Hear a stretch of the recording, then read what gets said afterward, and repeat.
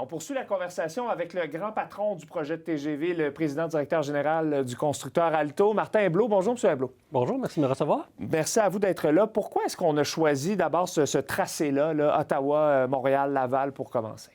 Donc, ce qu'on a annoncé, c'est que le premier segment, ce sera entre Montréal et Ottawa, en passant par Laval, parce que le projet au complet, c'est 900 km. Ça se fait pas, 900 km dans un seul coup. Moi, j'y crois pas. Donc, basé sur les meilleures pratiques de gestion, là, on a pris le tracé le moins difficile. Ça se trouve être le plus court.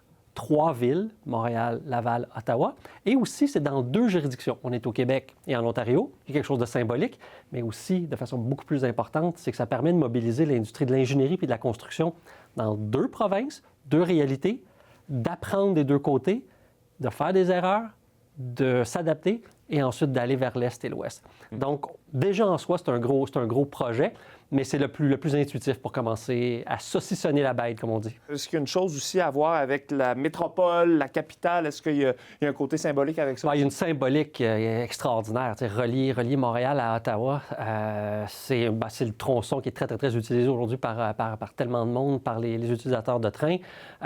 Mais au-delà de la symbolique, c'est ce que le projet a besoin, c'est d'apprendre, maximiser les retombées dans les communautés, d'aller chercher l'industrie de la construction. C'est éminemment civil en construire ça. C'est de l'excavation, c'est du remblai, c'est de poser des tracts.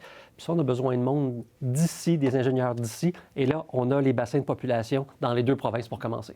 On vous a bien entendu sur les raisons. On a entendu aussi des commentaires de gens de Trois-Rivières qui sont un peu déçus parce qu'à Trois-Rivières, il n'y a pas de train qui passe par là déjà.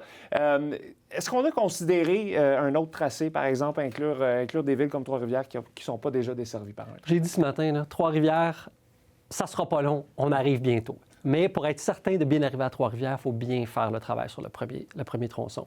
Si on travaille trop rapidement sur des trop longues distances, on va faire des erreurs. On va faire comme des projets, comme il y a eu en Angleterre ou en Californie, qui partent au milieu de nulle part, puis qui arrivent au milieu de nulle part, où les gens perdent confiance.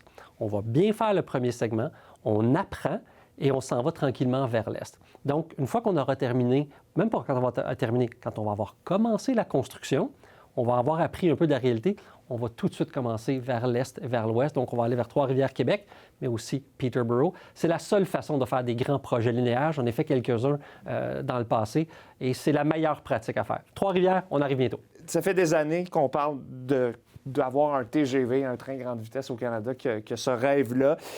Qu'est-ce qui fait en sorte qu'à vos yeux, à ce point-ci, là, on a un projet qui va se concrétiser bientôt? Ça fait 40 ans qu'on aurait dû bâtir ce projet-là. Et on serait déjà... On devrait être dans le train aujourd'hui. Donc, tu sais, le meilleur temps pour faire ce projet-là, c'était il y a 40 ans. Le deuxième meilleur temps pour le faire, c'est aujourd'hui. Moi, j'ai joint l'organisation parce que ça me tente de le faire, puis je suis en train de le faire.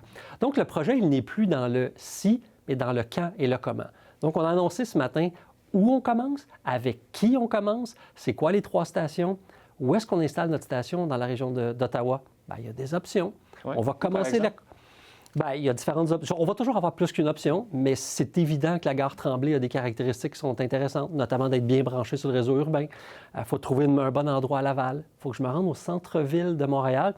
Il y a 500 personnes déjà qui travaillent sur le projet. 300 chez Cadence, notre partenaire privé, et 200 chez nous. On a des talents de partout à travers le monde. Fait que ça n'a rien à voir avec les idées d'hier. On est un vrai projet qui est en développement aujourd'hui. Peut-être rapidement, les prochaines étapes, on commence à construire quand idéalement, puis à quel moment est-ce qu'on aimerait voir cette première phase-là, là, près de... 2 grandes étapes de consultation.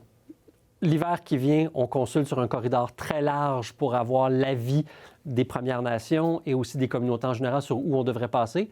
À l'automne 26, de façon très précise, où on pense qu'on va passer, et début de la construction en 29, mais de façon beaucoup plus intensive à partir de 2030. OK, très bien. Merci beaucoup, Martin Hebleau. Merci d'être passé à l'émission.